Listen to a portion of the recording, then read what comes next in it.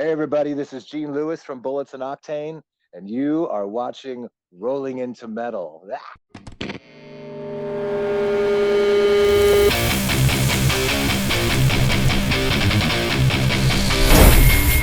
Rolling into metal.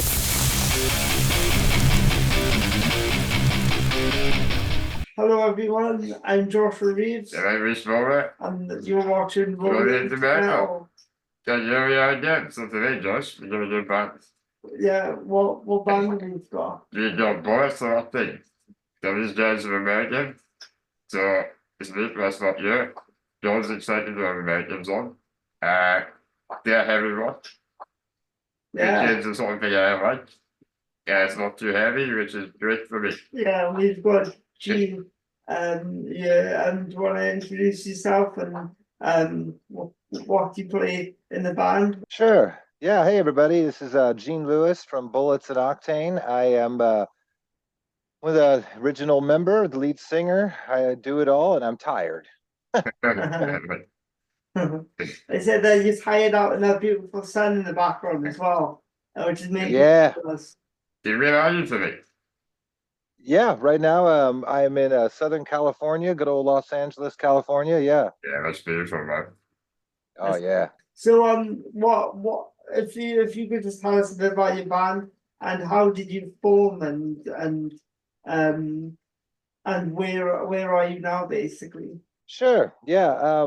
We the band's basically started. We came out from St. Louis, Missouri, in 1998, and I came out as a drummer, but I realized quickly that I needed to be the man. Do the guy who does all kinds of stuff. So I started Bullets and Octane in 1999 out here in California, and have done all kinds of stuff. Signed to many record labels, RCA, Headbangers Ball, did a bunch of cool stuff, and been making albums off and on through the decades. And yeah, so we're in the middle of making a record right now, and we're very excited about it. That's great. And what is the album like processing like for you in terms of like your structure?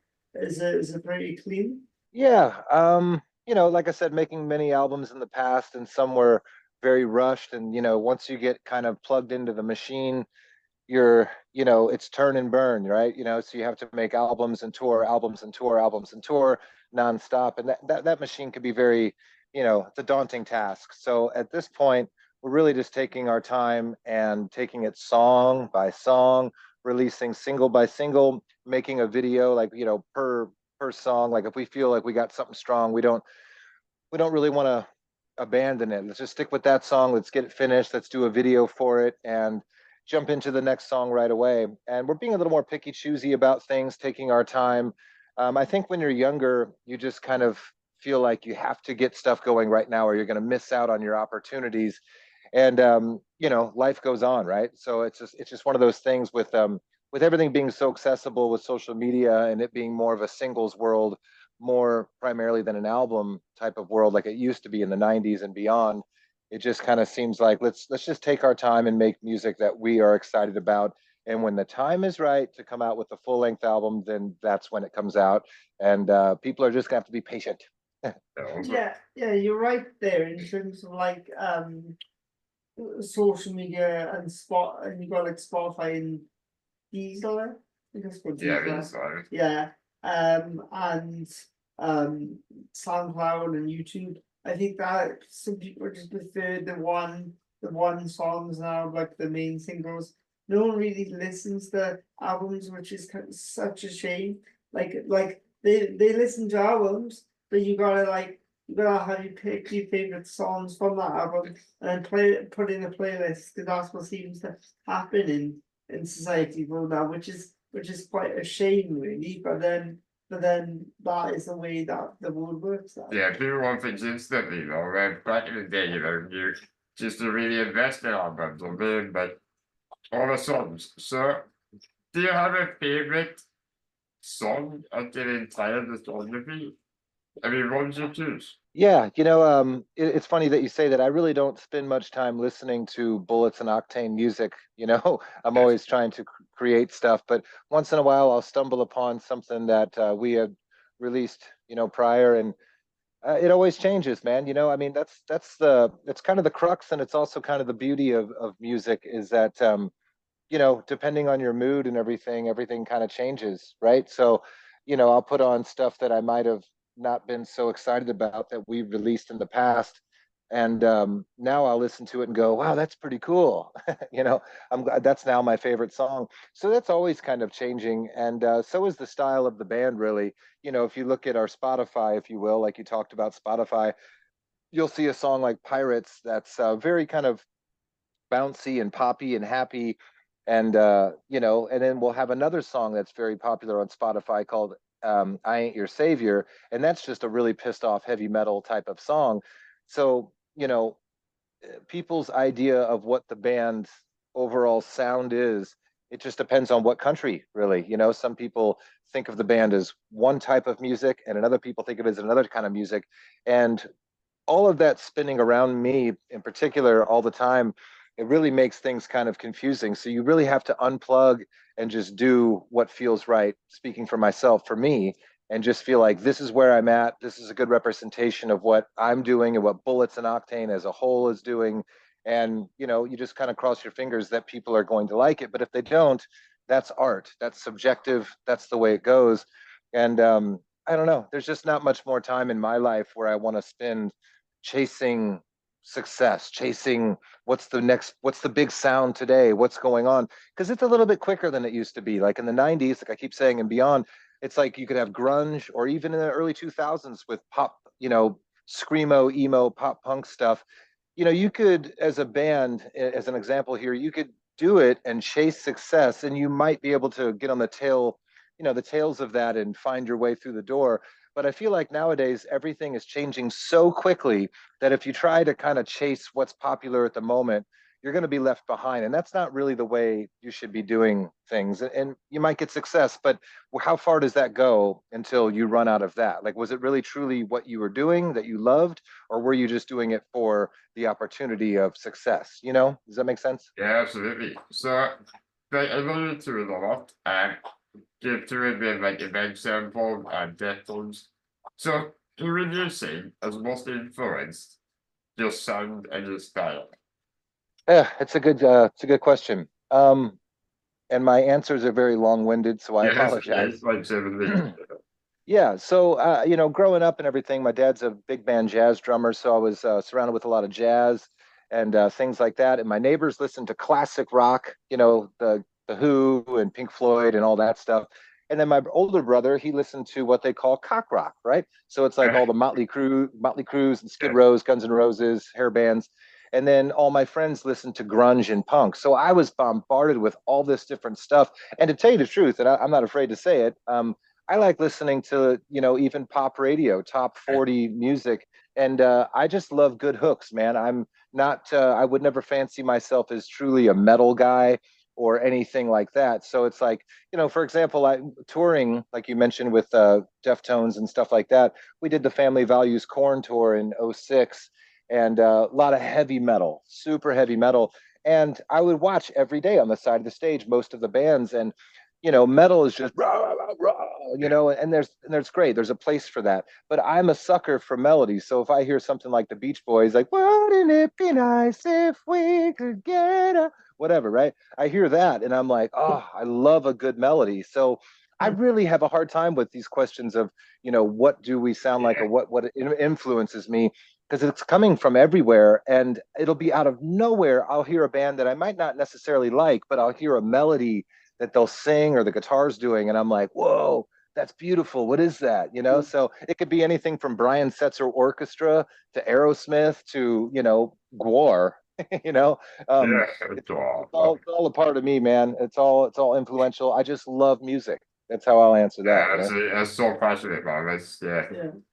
Yeah. There was one track I was listening to earlier, and I was like, oh my god, I think this song is influenced by that metal spoof song. It was a metal spoof song called Ram Ranch. Don't know if you heard of Ram Ranch. It's bad. But no, it's not bad in like a it's lyrically bad, but the riffs is good, bigger, and it reminds me of that riff, basically. Right, right, right. Yeah. I mean, there's just so much music, guys. I mean, when you think about that, what you guys might know the facts more than I at this point, but I hear that don't they release on Spotify like 120 something singles per day of brand new releases of music? Yeah, Is that true? Something like that? I don't know that, but I know I listen to a new single every day, really, because there's a long past I like. yes, we do. It's different groups, I mean, your music goes spread to everyone, and it's so eclectic. Yeah, and what I Yeah. find as well that your band is very unique in that setting is like you don't really know what to expect. Like earlier you said about the change of like everything is different. Everything is Yeah. it could be like a bit more poppy and happy in one song, and then more serious in the other one. And like I said, that kind of that kind of is great because you're doing what you want to do. You're not really doing what the whole niche of it wants you to do. And Right. you mentioned about melody, and I love death metal. I love deathcore. But then I also do a lot of melody because my favorite hard rock band is Alter Bridge, and there's a lot of melody in those in Yeah. those songs. I just think that what pushes you towards melody so much? Do you reckon that it was through your parents? Well, I mean, I kind of always looked at it like this, creating music, pushing yourself, creating art. It always blew my mind. I'll say this for an example. One of my buddies, Dan, used to be the guitar tech for Slayer many years ago. And I would ask him, I'm like, hey, man, so does Kerry King and those guys, do when they're at sound check, do they ever just joke around and play, Sweet Home Alabama or anything? Do they do anything other than just straight up metal? And he's like, no, they just play their metal songs and that's it. And I've always looked at it like, for an example, it's like if a painter has, his little thingy thing with all the different paints all over it, and he's making a painting. Just imagine looking down and seeing all these beautiful colors, but metal, let's just say for an example, is just red and yellow. So all day, every day, you're just painting red and yellow, but you look down and you see teal and orange and all these beautiful colors that you never get to mess with. And I don't know, man. I mean, maybe I'm just getting older and time scares me a little bit of like, wow, what have I done here? What have I accomplished here? So to me, I'm just like, I'm not going to look down and just wonder what all these colors could have been like to create with. So, if you go back and look into some of the stuff I've done for my personal solo albums or even some of the Bullets and Octane albums, I've always kind of pushed it, and some albums might be a little more poppy. Some songs and stuff are a little more have country influences. And I think it comes down to that there's been a lot of downtime over the years where I would work for a few different companies making music for TV and film. And when I did that, I had to do a lot of music that I wasn't necessarily a fan of. Like I need to do Taylor Swift songs and I need to do commercial songs for soap or whatever. And at the time I looked at it like I really don't want to be doing this. I want to be doing my band. And as years go by, I come back to working on Bullets and I'll hear and see and notice that some of those influences from having to do music that I didn't really think I wanted to do was slowly like melting and leaking into what I was doing for Bullets and Octane. And it felt fresh to me. It felt like, well, this is an interesting take. I never would have done a song in this tempo with this kind of melody. I know it's not very rock and roll or metal, but at the same time, I feel like I'm breaking through into new territories. Might not be the best territories, but at least it makes me feel like I'm doing something a little outside the box for myself. And you got to think about it too. I bet I could speak for a lot of bands when I say this, but I'm the one who has to go on stage every night to play these songs for people. And if I'm not excited about it, then I'm just doing the paint by numbers on stage. How's everyone feeling tonight? Yeah, this next song's about fuck the, whatever, right? So I kind of look at it like I gotta keep myself like in the present with it and always kind of pushing that. So I don't know, man. I don't know what's next. I'm not really sure exactly what type of song you're going to get next, but I will say the next single that's going to be coming out in the next few weeks is going to be featuring Steve Stevens from Billy Idol. We kind of started talking online and we started working together, and he's amazing. We shot the music video together, and he's going to be featured in the next single coming out. So get ready to look for that. So that's going to be pretty cool, man. He's a legend, Steve Stevens. You know. Yeah, that was awesome. So what are the biggest challenges you face as a band? Biggest challenge. I would say just the landscape of the music business in general, man. You know, it just feels like every time you have an idea of, okay, this is this is the new formula of how the music business works. Let's get to it. And by the time you catch up to that, it's changed again. And there's new platforms or new things. Everyone's on TikTok doing hula hooping and doing like silly gimmicks on TikTok to get the followers and viewers instead of like having just some really good music. Everyone seems to kind of be more on board with silly antics, and that's how you gain notoriety and a fan base. I mean, a lot of these record labels that I see today that I respect are signing, and I hate to say this, but they're signing a lot of what I consider kind of porn stars and stuff like that that Yeah. wear tape on their nipples and stuff. And it's more about they have a whole bunch of followers of guys who follow them because they're dressing in basically nothing. So let's give them a record deal, put them in the studio with a producer and give them a couple hits. And then that's how, you're being popular. I don't really necessarily know if everyone's out there looking for the next big real band at this point. It's kind of like turn and burn, just get it out there, see if it sticks and sells a lot, and then we're on to the next trend on TikTok, you know? Yeah. What is like Reese mentioned in terms of like your favorite song? What is the most popular live song, and what is the fans love? Do you reckon that gets them pop in, especially at a live show? Yeah, I would say it's a song Bullets and Octane has called Pirates has always seemed to be the popular song. I couldn't tell you why. The lyrics don't make sense. It's recorded terribly, but it kind of goes to show that some of those things really don't matter. I think when a song comes out at a certain time, it's just kind of like the soundtrack to whatever's going on in people's lives. And when that song Pirates by Bullets and Octane came out, I guess it just kind of was the right time for that song. And we've come out with different songs since that kind of get some people excited, but I can't get away from Pirates. We have to play it live. We have to. What if you don't play live? Do you go like boo and there's people like throwing stuff at you and you're not playing Pirates? Yeah, they're sending the lynch mob. They're burning down the town. No, but they're just always asking about it.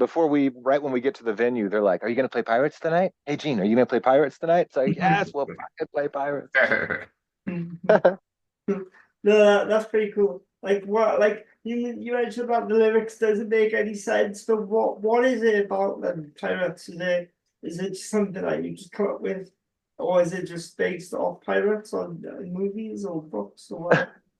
That's the thing. It doesn't say anything about pirates in the song. So it doesn't make any sense. I mean, when this is like, that song is quite older in our catalog, but I will say, like back in those days, I really didn't understand because I didn't really go to school. I graduated the eighth grade, if you even want to call it graduating. So I really don't have at the time, the vocabulary or even the idea of telling a story in a very compelling way. I don't think was really in my forte. I just wanted to get drunk and get on stage and take my shirt off and yell at people and spit on people.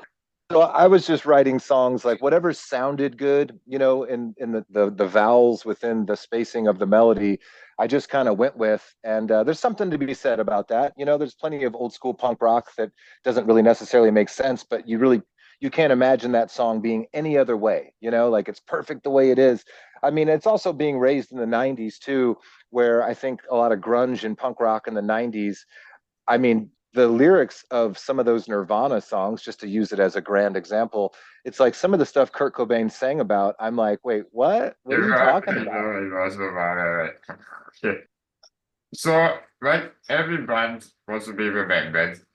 What do you think your legacy will be to the heavy rock community? Yeah, great question. I would say, I'm a lifer. I know people use that term quite a bit, but you know, Bullets and Octane and myself personally, I'll just say things very openly, man. I don't really care. I'll be honest. We haven't seen the great success, the fame, and the fortune that most people want to. So, without, I've lived my life at this point, still creating music with Bullets and Octane. There's not a lot of money to it. Certainly isn't that much fame, but I will say it's just who I am. I wake up today, for example, and I have an idea in my head. I grab the guitar, I go to the bathroom where it's quiet, and start strumming away and chasing down that song. So I guess the roundabout way to answer your question is that, basically never giving up. It's like I will always, until I'm gone on this earth, will be putting out music regardless of the outcome of what it's bringing to me in that way. And it's kind of, I don't have kids, I don't have that stuff. That was part of the sacrifice of chasing this dream. And I kind of look at it like once in a while, you get a song or songs that are so, you've pushed your boundaries and you broke through, and you've written something and created something that you really thought you never would be able to. Like, you hear songs growing up and you're like, how on earth did they make that song? That is an amazing album and an amazing song. And then later down the line, you somehow break through and you come close. You come really close to making something that you looked up to and you thought was just the cat's pajamas, as they say. So for me, I guess I'm hoping that the legacy is just like, wow, no matter what, they just kept going. So if it comes to light and people love it, that would be a fantastic achievement. But I've kind of given up on caring what a legacy is or what the accolades would be from this. I get it when I hear something that I'm proud of musically, as cheesy as that may sound. A bit, speaking of legacy, and you mentioned about legacy, but in terms of like, um, but like people coming up to you, do you have like any people coming up to you and say, hey man, you've made like you've made music touch me, and I just picked up a guitar or picked up a musical instrument and wanted to learn it because of you, man. Yeah, I mean, few and far between does that really ever happen. But what I used to have at my studio bathroom was when I would travel and go out of the country and tour, once in a while someone would pull me aside, usually with some alcohol involved. They'd pull me aside and they'd be like, man, you have no idea what your music or this particular song got me through. And they'll get teary about it. And it'll come out of nowhere. And like I said, it doesn't happen often. And it really always seems to come whenever I'm feeling a little bit kind of like, man, does it even matter anymore? Jeez, And then one person will pull me aside and they'll tell me a story and they'll cry. And I'm just like blown away of like, whoa, that's pretty heavy, man. So it might not be about the quantity of people that it touches, but it is about the quality. It really does affect certain people. So sometimes I'll actually ask them if they have an old library card or an old ID or something like that.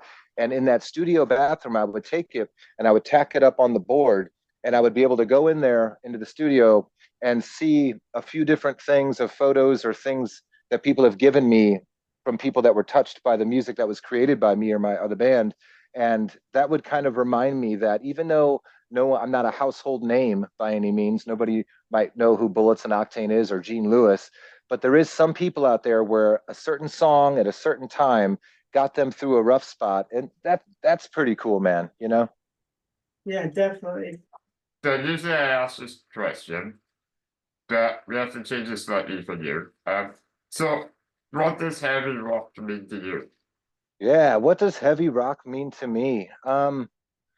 You know, uh, Excitement, man, freedom. It's freedom and excitement. It's for me, it's life can be interesting, and things chase you down, and you got to deal with it as an adult. And the only escape at this point is music in that way. Either playing it, listening to it. It's all still does the same thing. It's like riding a bike when you're a kid. You drive, you're flying down the hill on a bicycle, and you're smiling ear to ear, just total innocence and untainted freedom and innocence. And I love it, man. I mean, what are you gonna do? Yeah, that's great because you usually ask that question quite a lot, and Yeah. because that's his like everybody's got like their own question to ask Reese's question. It's usually what does metal mean to you, but But because you mentioned about punk and stuff as well. Is there any punk bands that have created that sound of the band as well? Yeah, I mean, punk's a funny thing, right? Because you can get in a lot of trouble by claiming that something is punk. Like the punk rock police are fucking hilarious, excuse my language. But it's just really funny that what punk is. But I would say this, because I consider these guys to have a punk edge, and I just love what they do. Do you know that band? Most people aren't going to consider this punk, but The Living End from Australia. No. I listen to Never. some punk. I like H2O, and I'm probably going to be shouting at this now because H2O is more hardcore, and also there's like a hardcore punk band called Close Your Eyes as well. Okay. Yeah, I know H2O and Toby and stuff, but yeah, I never heard of the last one you mentioned there. Yeah, But Close Your Eyes, check them out. yeah, if you ever get a chance to go sit down with and listen to The Living End from Australia, they're great, man. They're like a little three-piece band that they're somewhere in between. I guess you would. I mean, it's like upbeat, so that's what I mean by punk. I guess it's fast, but they have like a little bit of poppy Green Day thing going on mixed with the Stray Cats, believe it or not. They got an upright bass and stuff. But man, oh man, those guys know how to write a song. I tell you what, check them out. That's great. We will because we always love to listen to new music and stuff. And with your music as well, what I've learned from it is that it's very like organic. What I mentioned that it's not placed in one genre. Do obviously because I mentioned about movies before and stuff, but does movies ever have an influence to your band as well? Because some parts of your riffs, it reminds you like it could be like in a Sons of Anarchy type of TV show. Yeah, I mean, it's funny that you say that. I was actually on Sons of Anarchy. It was I happened to have a house in Pacoima, California at one point in my life, and it turns out that that was the same town as Charming, the town that they actually have on the Sons of Anarchy show. And I was doing a lot of acting. I've been in the Actors Union for a long time, and so I was in a few episodes. I'm just in the background hanging out. I'm not shooting guns or anything cool, but so that was a fun experience being on that show. But I will say, yeah, I mean, as far as the way I write, it's definitely always visual. Like whenever a song idea comes in my head, there's, I see it all. Like there's like I could see the weather. I could see if it's like a rainy day in New York and it's a crime scheme, and there's a bank robbery, like all of that. Like a song can feel like that, or a song can feel like driving through the desert of Arizona and you just buried a body in the sand in the desert. And, so there's always a visual aspect of the vibe and the essence of the song. It might not come across lyrically in the song, but the overall essence of the feel. As soon as you hit play on the song, you're like driving through the desert in a convertible, and it's all alone and it's midnight, and you got blood on your hands, and the whole thing. With like when you write songs and stuff, like I guess obviously you mentioned Pirates being lyrically like not just a fun song, but is there any songs that does contain like a bit of story, a bit of life in terms of like the way how you were feeling, or just in a way of storytelling, in a way of capturing that concept? Yeah, it's a strange hat to have to wear as you get a little bit older and more mature and you go through different things. Like, for example, I like to say that, like, you don't always have to be self-expressive, and I have to really straddle that fence quite a bit where I don't, just indulge in my feelings and vomit them onto a Bullets and Octane song and expect that the fan base is going to be excited about that. Like, for example, you look at like Rob Zombie from obviously White Zombie, Rob Zombie, and he's an older gentleman now, and I know he's sober and eats tofu and does yoga and all that stuff. I can't imagine that he sits on the back patio and goes, "Yeah, yeah, I'm a super beast." Huh. Yeah, you know what I mean? Like, but he knows to put on that hat because that's part of his character as being the guy from White Zombie, Rob Zombie.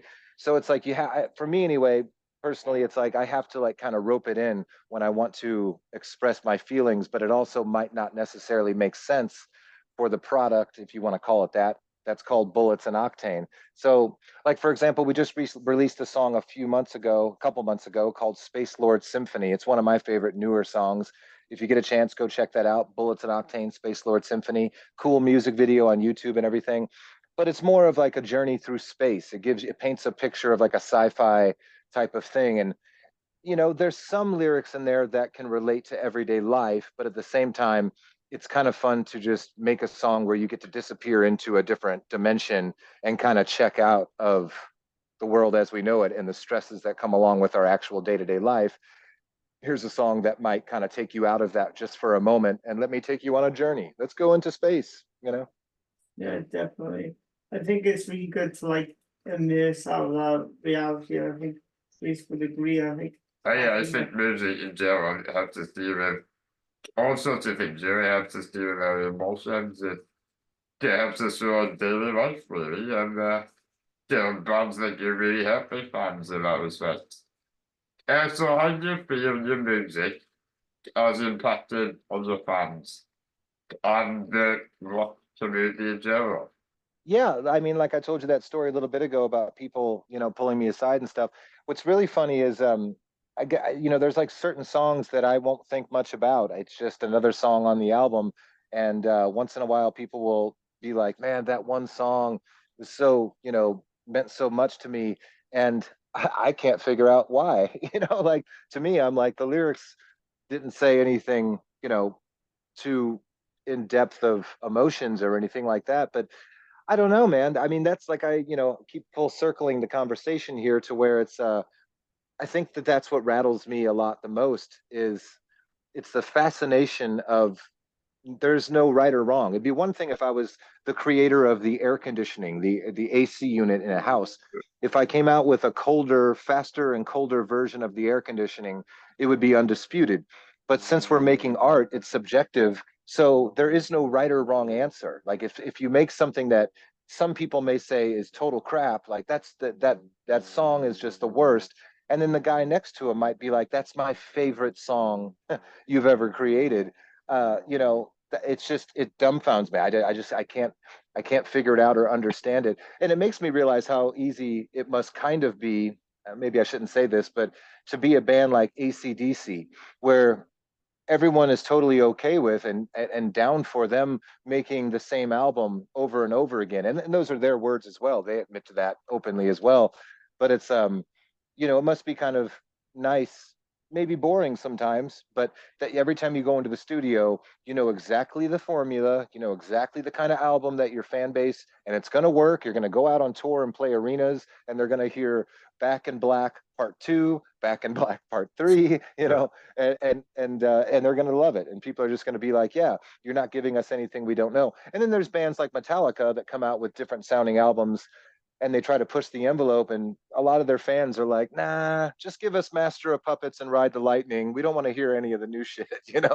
So I don't know, it's a fine line, but I tell you what, if I ever came up with something that just took off, I'd be lying if I said that I wouldn't try to like re-emulate that, because of course you want to spread to the masses as much as possible. It's what you do, and you want people to enjoy it. I mean, there's no harm in being honest about that. But until I write something that is globally massive, I'll just keep flirting with disaster and writing the whatever the hell I want to and see until something takes off. I guess we'll see. You got any plans of coming to UK? We're probably gonna yeah, we're probably gonna finish this album up, and then I would look for us coming back over that side of the world in probably 2025 at this point. Yeah. Okay, great. We still try to Yeah, do it. maybe for sure, yeah. Okay, you promise. Yeah, we Yeah, we will. promise we did We will. right. Awesome. We will take it. And yeah, it'd be good to see you and stuff. And I'll buy you a pint or something as well. So Yeah, we Ooh, do. okay. Perfect. Dude, thank you guys so much for having me on here. And for everybody watching this, please come check me out. Come talk to me on Instagram, Bullets and Octane Official. Go check out all of our latest music videos at YouTube. And there's always new news coming out on our Instagram. So come check it out, Bullets and Octane Official. That's great. That's Yeah, great. fantastic. We look forward to it. That's great. Well, take care and yeah, enjoy the sun. Make some like beautiful riffs or something. Yeah, it's just raining, yeah. Raining all the I wouldn't say go to the bathroom to make riffs. I would be going out the garden to make riffs. It's just what I do. Yeah, as soon as I'm off of here, I'm gonna hit the bathroom and write some songs. You got it. If someone ever tells you and stuff that this song is particularly like not that good or shit or something, just say fuck you. I didn't have a shit when I made this. Yeah. Yeah, they're gonna say, "Man, that song stinks," and I'll be like, "Well, there's a reason." Yeah, like, well, I did make it when I was on the toilet. So, Well, guys, thank you so much for having me, and love to be on again. Thank you for your time. Yeah, and pleasure, man. Pleasure. it's great. Yeah, I just can't wait to see you guys in the UK. well, thank you so much. I'll be there. We'll do this. Thank you, guys. Yeah, bye, man. Bye. Take Have it. a- Bye. Bye. See you guys.